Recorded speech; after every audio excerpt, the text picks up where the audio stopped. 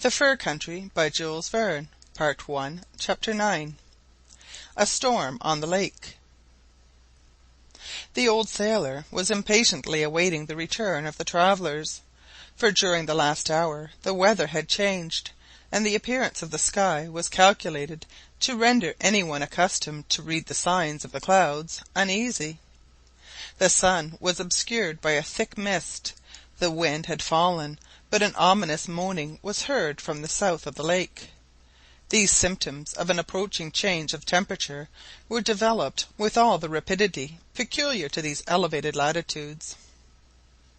"Let us be off, sir, let us be off!" cried old Norman, looking anxiously at the fog above his head. "Let us start, without losing an instant. There are terrible signs in the air." "Indeed!" exclaimed the Lieutenant. "The appearance of the sky is quite changed, and we never noticed it, Mrs Barnett."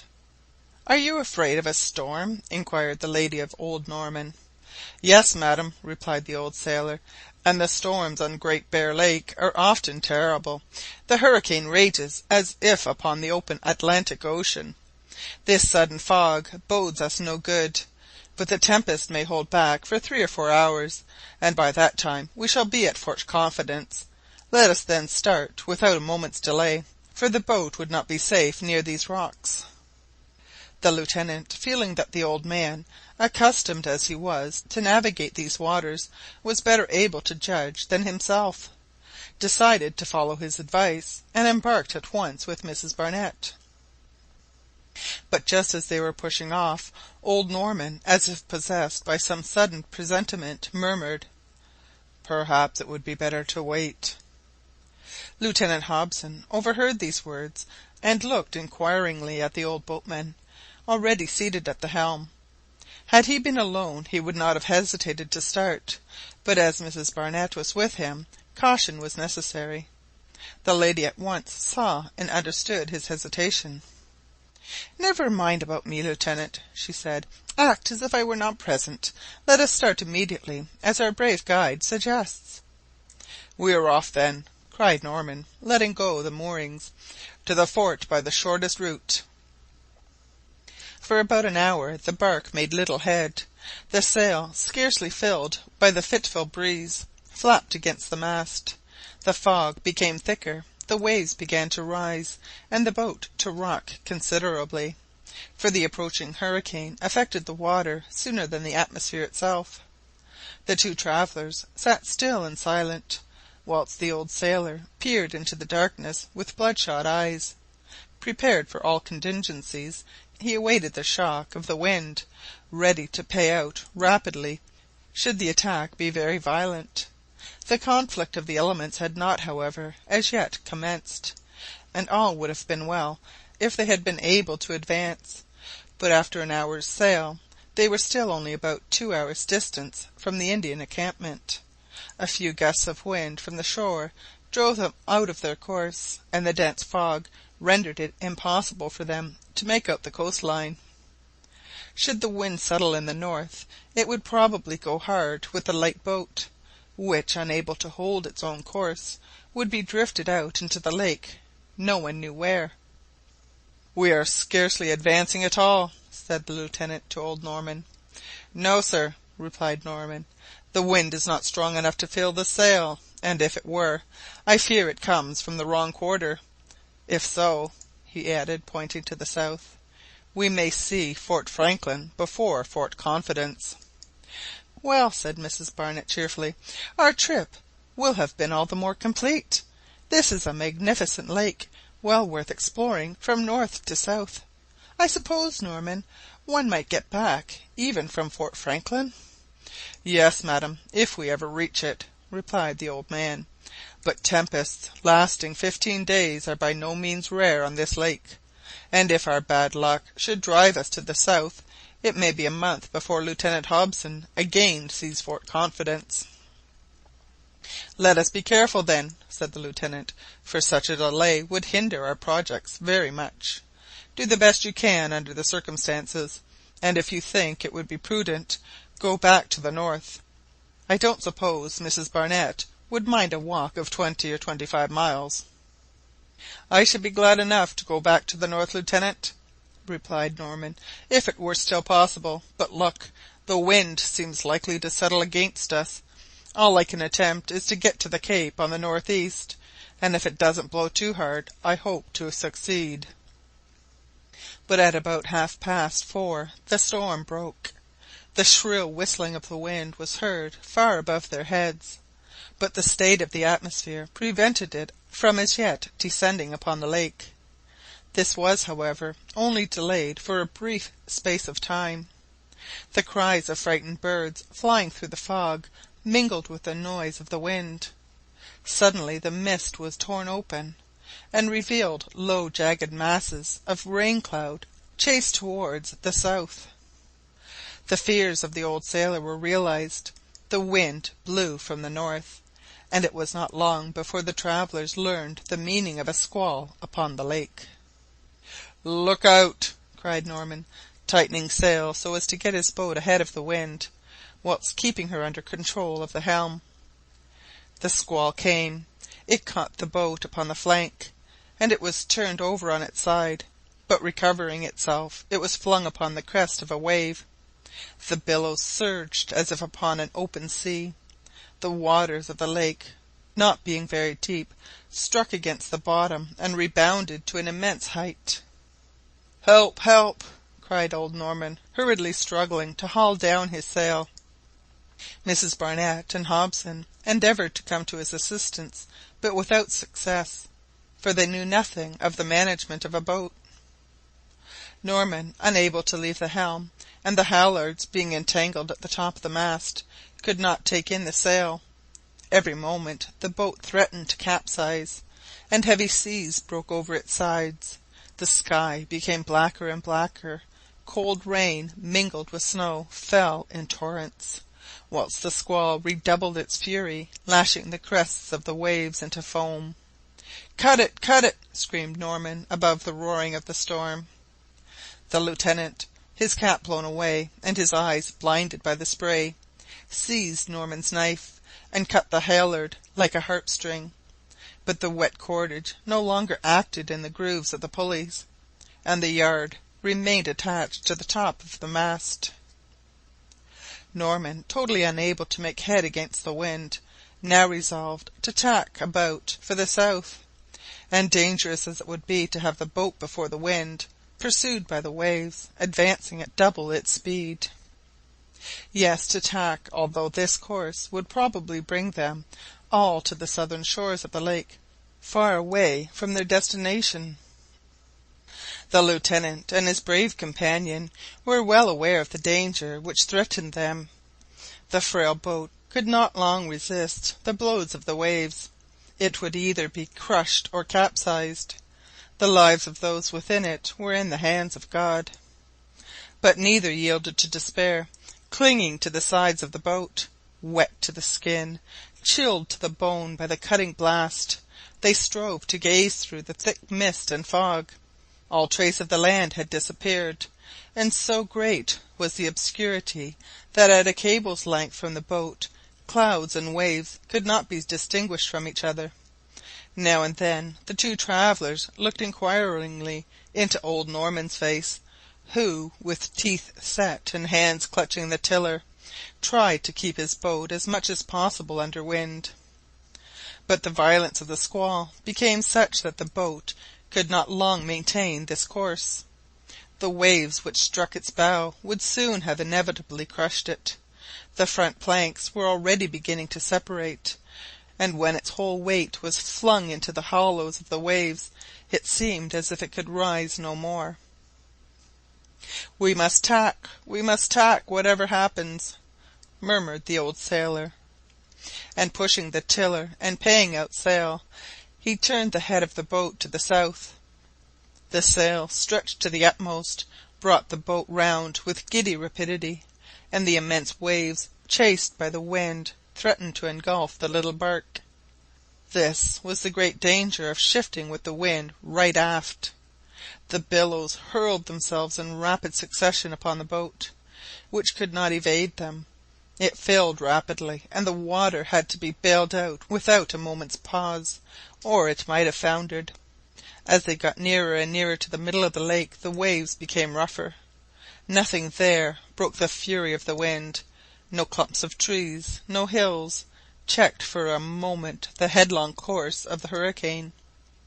Now and then momentary glimpses were obtained through the fog of icebergs dancing like buoys upon the waves, and driven towards the south of the lake. It was 5:30.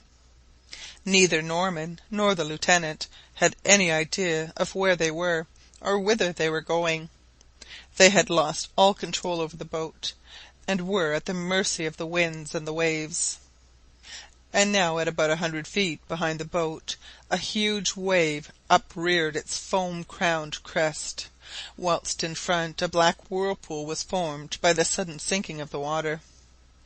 All surface agitation, crushed by the wind, had disappeared around this awful gulf, which, growing deeper and blacker every moment, drew the devoted little vessel towards its fatal embrace. Ever nearer came the mighty wave, sinking into insignificance before it. It gained upon the boat. Another moment and it would crush it to atoms. Norman, looking around, saw its approach, and Mrs Barnett and the Lieutenant, with eyes fixed and staring, awaited in fearful suspense the blow from which there was no escape. The wave broke over them with the noise of thunder. It enveloped the stern of the boat in foam.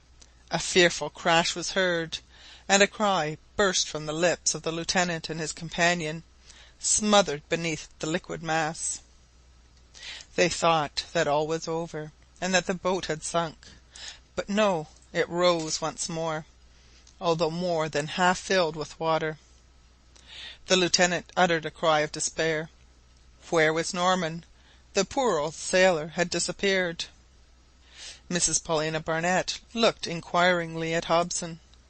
"Norman," he repeated, pointing to his empty place. "Unhappy man," murmured Mrs Barnett. At the risk of being flung from the boat, rocking on the waves, the two started to their feet and looked around them, but they could see and hear nothing. No cry for help broke upon their ears. No dead body floated in the white foam. The old sailor had met his death in the element he loved so well. Mrs Barnett and Hobson sank back upon their seats. They were alone now, and must see to their own safety. But neither of them knew anything of the management of a boat, and even an experienced hand could scarcely have controlled it now. They were at the mercy of the waves, and the bark, with distended sail, swept along in mad career. What could the Lieutenant do to check or direct its course? What a terrible situation for our travellers, to be thus overtaken by a tempest in a frail bark which they could not manage. "We are lost," said the Lieutenant. "No, Lieutenant," replied Mrs Barnett. "Let us make another effort. Heaven helps those who help themselves." Lieutenant Hobson now for the first time realized how intrepid a woman fate had thrown him. The first thing to be done was to get rid of the water which weighed down the boat. Another wave shipped would have filled it in a moment, and it must have sunk at once. The vessel lightened, it would have a better chance of rising on the waves. The two set to work to bail out the water. This was no easy task, for fresh waves constantly broke over them, and the scoop could not be laid aside for an instant. Mrs Barnett was indefatigable, and the Lieutenant, leaving the bailing to her, took the helm himself, and did the best he could to guide the boat with the wind right aft. To add to the danger, night, or rather darkness, for in these latitudes night only lasts a few hours at this time of year, fell upon them. Scarce a ray of light penetrated through the heavy clouds and fog. They could not see 2 yards before them, and the boat must have been dashed to pieces had it struck a floating iceberg. This danger was indeed imminent, for the loose ice masses advance with such rapidity that it is impossible to get out of their way. "You have no control over the helm?" said Mrs Barnett in a slight lull of the storm. "No, madam," he replied. and you must prepare for the worst." "I am ready," replied the courageous woman simply. As she spoke a loud rippling sound was heard. The sail, torn away by the wind, disappeared like a white cloud. The boat sped rapidly along for a few instants, and then stopped suddenly, the waves buffeting it about like an abandoned wreck. Mrs Barnett and Hobson, flung to the bottom of the boat, bruised, shaken, and torn, felt that all was lost. Not a shred of canvas was left to aid in navigating the craft, and what with the spray, the snow, and the rain, they could scarcely see each other, whilst the uproar drowned their voices. Expecting every moment to perish, they remained for an hour in painful suspense, commending themselves to God, who alone could save them. Neither of them could have said how long they waited, when they were aroused by a violent shock. The boat had struck an enormous iceberg, a floating block with rugged, slippery sides, to which it would be impossible to cling. At this sudden blow, which could not have been parried, the bow of the boat was split open, and the water poured into it in torrents. "We are sinking! We are sinking!" cried Jasper Hobson. He was right. The boat was settling down. The water had already reached the seats. "Madam, madam, I am here. I will not leave you," added the lieutenant. "No, no," cried Mrs Barnett. "Alone you may save yourself. Together we should perish. Leave me, leave me." "Never," cried Hobson. But he had scarcely pronounced this word when the boat, struck by another wave, filled and sank. Both were drawn under the water by the eddy caused by the sudden settling down of the boat, but in a few instants they rose to the surface. Hobson was a strong swimmer, and struck out with one arm, supporting his companion with the other, but it was evident that he could not long sustain a conflict with the furious waves, and that he must perish with her he wished to save. At this moment a strange sound attracted his attention. It was not the cry of a frightened bird, but the shout of a human voice.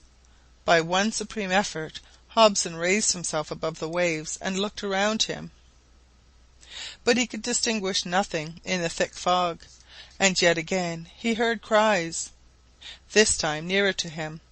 Some bold men were coming to his succour. Alas, if it were so, they would arrive too late.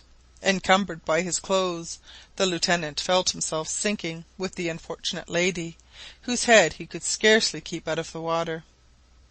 With a last despairing effort he uttered a heart-rending cry, and disappeared beneath the waves. It was, however, no mistake. He had heard voices. 3 men wandering about by the lake had seen the boat in danger, and put off to its rescue. They were Eskimo, the only men who could have hoped to weather such a storm, for theirs are the only boats constructed to escape destruction in these fearful tempests. The Eskimo boat, or kayak, is a long pirogue, raised at each end, made of a light framework of wood, covered with stretched sealskins strongly stitched with the sinews of the walrus. In the upper part of the boat, also covered with skins, is an opening in which the Eskimo takes his place, fastening his waterproof jacket to the back of the seat, so that he is actually joined to his bark, which not a drop of water can penetrate. This light, easily managed kayak, floating as it does on the crests of the waves, can never be submerged, and if sometimes capsized, a blow of the paddle rights it again directly, so that it is able to live and make way in seas in which any other boat would certainly be dashed to pieces. The 3 Eskimo, guided by the lieutenant's last despairing cry, arrived at the scene of the wreck just in time. Hobson and Mrs Barnett, already half drowned, felt themselves drawn up by the powerful hands, but in the darkness they were unable to discover who were their deliverers. One of the men took the lieutenant and laid him across his own boat. Another did the same for Mrs Barnett, and the 3 kayaks, skilfully managed with the paddles, 6 feet long, sped rapidly over the white foam. Half an hour afterwards the shipwrecked travellers were lying on the sandy beach 3 miles above Fort Providence. The old sailor alone was missing. CHAPTER 10.